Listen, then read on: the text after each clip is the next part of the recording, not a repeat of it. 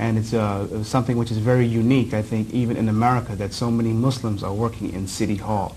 So, Mr. Mayor, thank you for having us. Glad you came. Mr. Mayor, you have a large Muslim community here in East Orange, New Jersey. And as I told you, as people know, my program is, the objective of my program is to dispel some misconceptions about Muslims and Islam. And I think a lot of the misconceptions creep into people's minds because they don't live in close proximity to Muslims. They don't live in communities in areas where Muslims live. So if you could just briefly talk to us about your Muslim constituents here in East Orange, New Jersey, and what type of citizens are they here in America? Okay. Well, we're a small community in physical size. We're only 3.9 square miles. And we have about 75,000 people.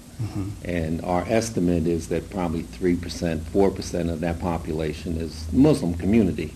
We have 2 mosques within the city. Yes.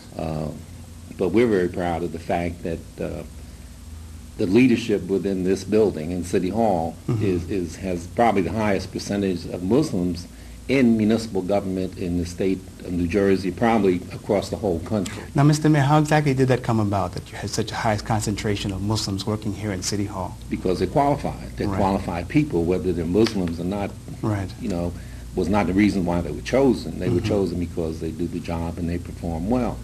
My city administrator is probably one of the best in New Jersey, and I'm very proud of that. He's been here before. Our city clerk is Muslim. Our construction official is Muslim. City council, we have, I think it's the second or third Muslim that's been elected to city council, Ted Green. So, and others that work in employment and training and around the whole area. But let me ask you something, Mr. Mayor. Has the Muslim community, because in Islam we pride ourselves on having good manners and being good neighbors, has that been something which has been a contribution to the city of East Orange? Well, I believe so, generally. I'm going to put it that way. What sort of bothers me is that, and it's not just the Muslim community, people complain about a lot of things, and we're here to solve some of their problems. But if they don't participate in the election process, if they don't, that's the time when they really voice their opinion. What I see is that there's sort of a withdrawal of the Muslim population, as well as some of the other populations, not to get involved in the political aspect. But if you're going to moan and groan and talk about things that are wrong, the process is you got to get involved and elect some people to represent you. And I think this is the piece that's missing.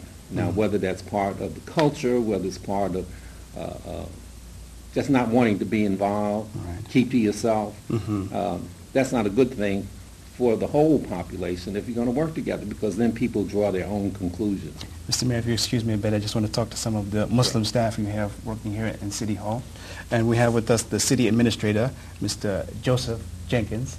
And I'd just like you to talk just briefly about, first of all, the uniqueness of so many Muslims working here in City Hall and the qualifications of the Muslims who work here.